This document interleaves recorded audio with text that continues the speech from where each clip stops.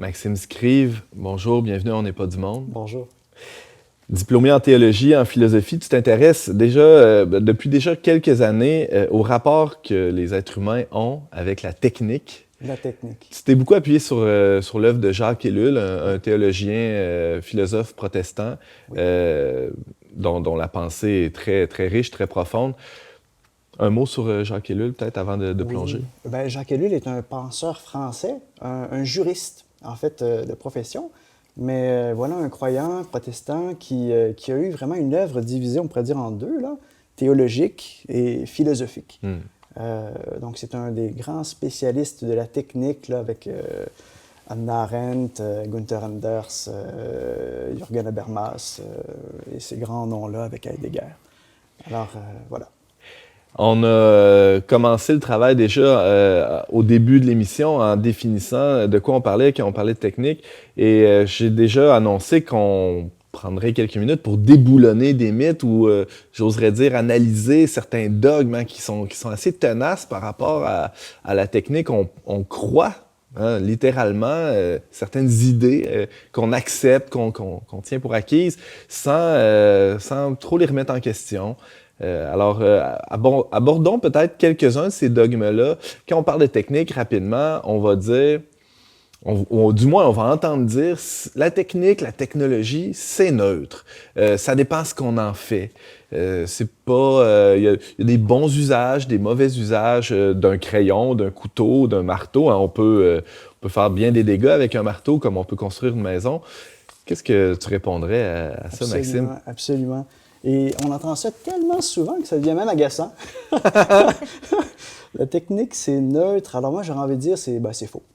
C'est faux. La technique n'est ni bonne, ni mauvaise, mais non plus neutre.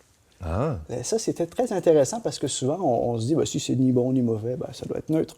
Alors qu'en réalité, la technique infléchit de son côté. Elle tire vers elle-même pour transformer, finalement, en efficience, ou en tout cas en désir d'efficience, l'utilisateur, finalement, qui l'utilise. OK. Un exemple Voilà. de ça? Oui. Voilà. La technique, là, j'ai mes petits papiers pour ne pas m'égarer, parce que je pourrais en parler 2 heures. Ça me prendrait une autre invitation. C'est une bonne idée. La technique, ce n'est pas un simple instrument sans conséquence. Ça a un poids spécifique, le poids de l'efficience. Personne qui utilise une technique, on entend en technique moderne, il faudrait départager la technique primitive de la technique moderne. Prenons peut-être quelques secondes. Là. Quelques secondes quand même. Alors, la technique primitive, on pourrait penser au couteau, au crayon. C'est quelque chose qui est un intermédiaire entre l'être humain et son milieu, mais sans plus. L'homme a travaillé avec la technique primitive, son milieu, et ça forme son rapport au monde. La technique moderne, c'est un renversement complet de ça. L'homme n'est plus libre parce que il se trouve enchaîné à l'impératif d'efficience. Autrement dit, en utilisant, par exemple, un écran, pour faire suite, en utilisant un écran, le monde qui est derrière est invisible. On ne le voit plus. C'est un intermédiaire qui est rendu opaque, qui nous cache le monde et qui nous enchaîne, je vais le dire souvent, l'impératif de puissance. Parce que la technique moderne c'est son être. Elle est puissance. Elle donne la puissance, elle est puissance, et elle induit cette quête de puissance. Voilà. Alors, on a la distinction entre technique moderne, technique primitive. Tu t'étais sur la lancée, est-ce que la technique est neutre? Elle n'est ni neutre, ni bonne, ni mauvaise. Elle infléchit ce qu'on y met, finalement. Elle accentue, on pourrait dire, ce qu'on y apporte? Ou tu le dirais autrement? Non, vraiment.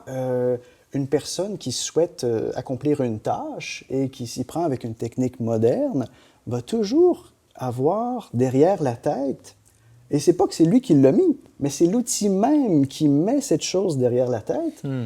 Comment je vais pouvoir faire mieux? Comment je vais pouvoir être plus efficace? Et ça, c'est parce que l'outil permet plus l'efficacité. C'est ça, mais mieux compris d'une manière très spécifique, pas mieux... dans le sens où ça apporte, par exemple, à la personne humaine plus de bonheur.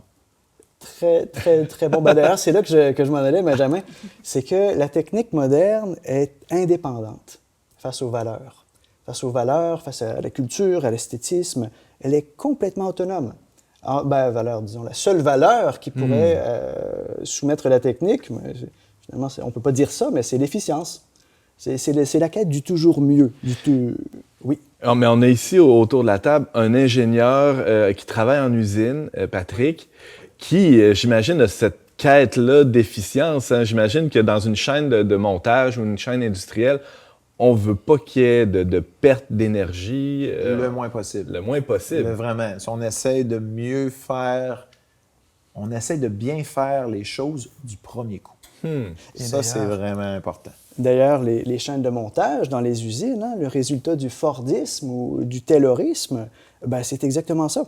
La machine, ou même l'usine, je ne savais pas, c'est intéressant, ingénieur.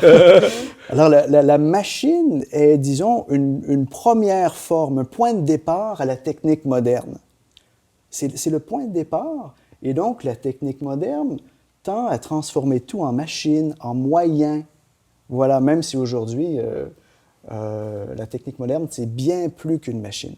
Est-ce qu'on pourrait dire qu'une société qui est technique, qui fonctionne sur la base de principes techniques, c'est une société qui applique cette logique-là, qui convient à l'univers, par exemple, industriel, mais comme à toutes les sphères de la vie? Oui, absolument, très bon point.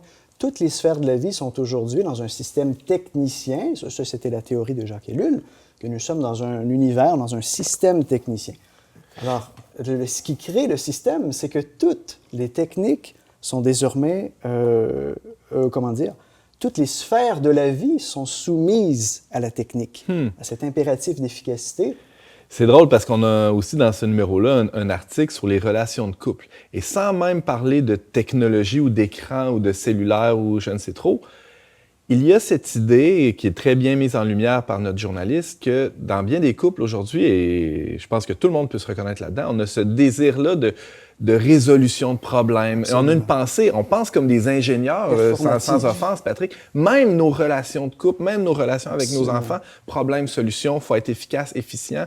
Ah ben là, et là, ça laisse plus beaucoup de place aux autres aspects, aux autres dimensions de la vie. Pensons aux dimensions spirituelles, à tout ce qui est proprement humain. Et même spirituel, pourquoi pas? Et même spirituel, oui. L'impératif de puissance, d'efficacité, dépendamment de la spiritualité, mais bon, alors là, il faut que je fasse mon chapelet, puis c'est 25 minutes, hein? Donc, et pas plus. Non, mais c'est vrai, on est sûr. Ça peut même contaminer ces aspects-là, oui, c'est ça. Tous les aspects.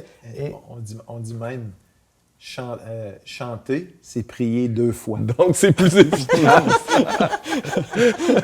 Saint-Augustin était quelqu'un de très technicien. C'est bon. Mais il y a une maxime qui nous induit à ça. Ce qui mérite d'être fait, mérite d'être bien fait. Ça, c'est rentré dans notre société aussi. Tout à fait. Passons à un deuxième dogme, Maxime. La neutralité, on comprend là, que c'est pas si simple que ça. Deuxième dogme qui est assez commun par rapport à la technologie, c'est que c'est pratique. Hein? La technologie, Absolument. Qu'est-ce qu'on ferait sans lave-vaisselle? Qu'est-ce qu'on ferait sans téléphone intelligent de nos jours? Qu'est-ce qu'on ferait sans cet éclairage? Les caméras qui sont sur le plateau ici, on serait bien mal pris, non? Vraiment mal pris. et plus même qu'avant. Je vais vous expliquer pourquoi. Les voyages, là, on parlait de ça, donc c'est pratique. C'est vraiment pratique parce qu'on peut avoir des nouvelles de nos enfants qui sont très loin, on peut avoir des photos comme cœur des parents. J'en sais pas encore quelque chose, je suis père, mais disons que mes enfants n'ont pas l'âge de voyager. Mais ça doit être très sécurisant. Oui, absolument. Et ça, c'est pas un mensonge, ce sentiment-là. Il est réel.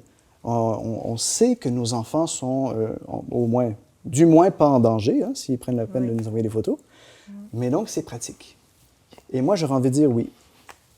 Simplement. On peut pas... C'est pratique. Mais la vraie question à se poser maintenant, parce que moi, j'ai envie de dire, je peux pas répondre autrement à cette question-là. Oui, c'est pratique. Et d'ailleurs, c'est peut-être... Je mets au défi. Je vous mets au défi de trouver un seul autre argument. Un seul. Selon moi, c'est le seul. C'est le seul argument qui défend la technique. C'est pratique. Ça nous apporte plus. Ça nous permet de faire plus vite, mieux. Hein? C'est la puissance. C'est l'impératif d'efficacité, d'efficience.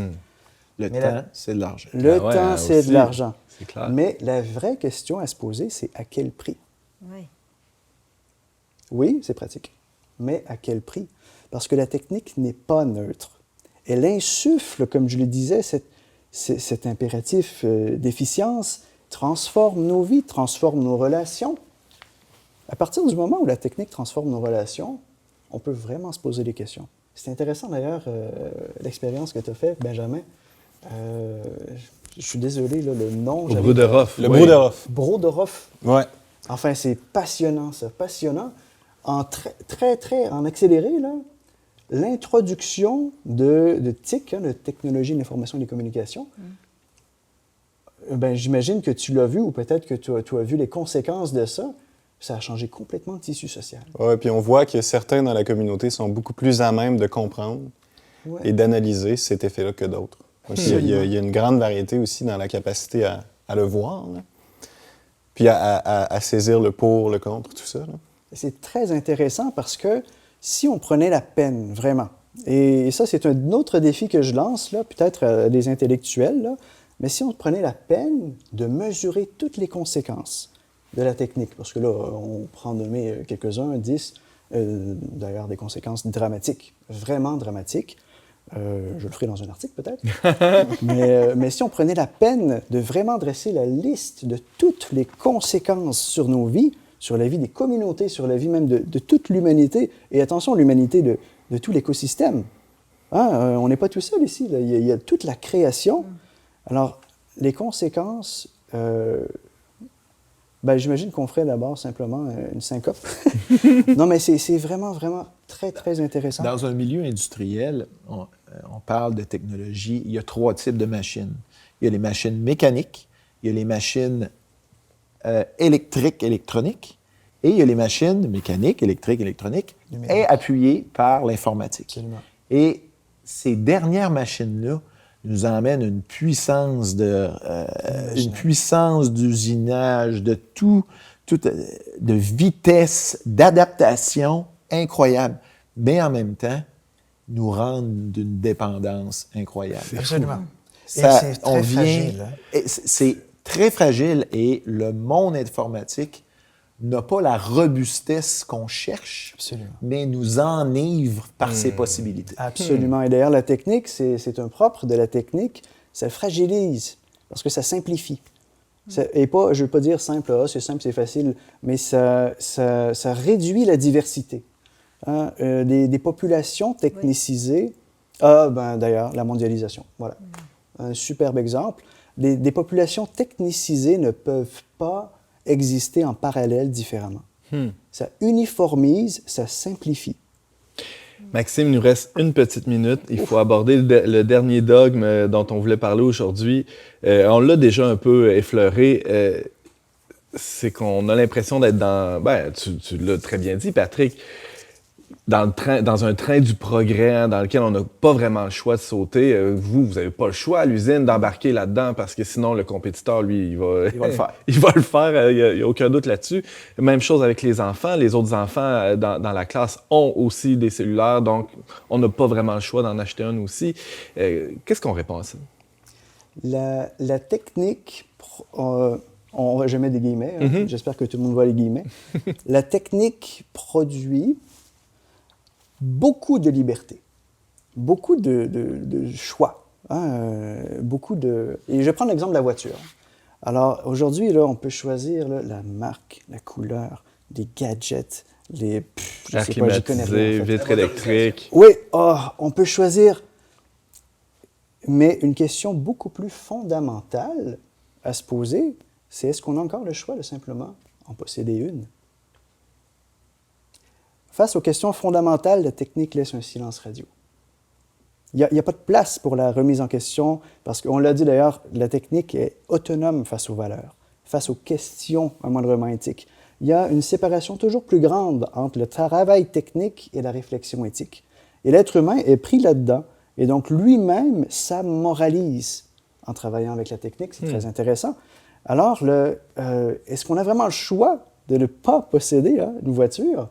Alors que derrière, il y a des urbanistes qui vont développer des plans de villes nouvelles, des villes du futur, en ne considérant seulement que les gens qui ont des voitures. C'est dans le fond, dans une banlieue, si tu veux vivre pleinement, tu peux avoir pas de voiture. Si tu veux vivre pleinement, ça te prend une voiture. On n'a pas le choix, on n'a pas le choix. Et à Ben, partir... Oui, je t'en prie, rapidement. Oui, donc à partir de ce moment-là, on a deux choix. Ou bien on serre la main de la technique, oui, c'est bon, et là on va être puissant. On va hériter de la puissance de la technique. Mais la contrepartie, c'est qu'on va être esclave de la technique. Le deuxième choix, on dit non, ou pas. Moi, je ne prends pas la technique. Et là, j'entre directement en concurrence avec la technique. Et je suis vaincu. Maxime Scrive, bioéthicien, merci beaucoup d'avoir éclairé cette question, ma foi, très, très, très grave pour notre époque. Mais c'était non moins passionnant. Merci infiniment, Maxime.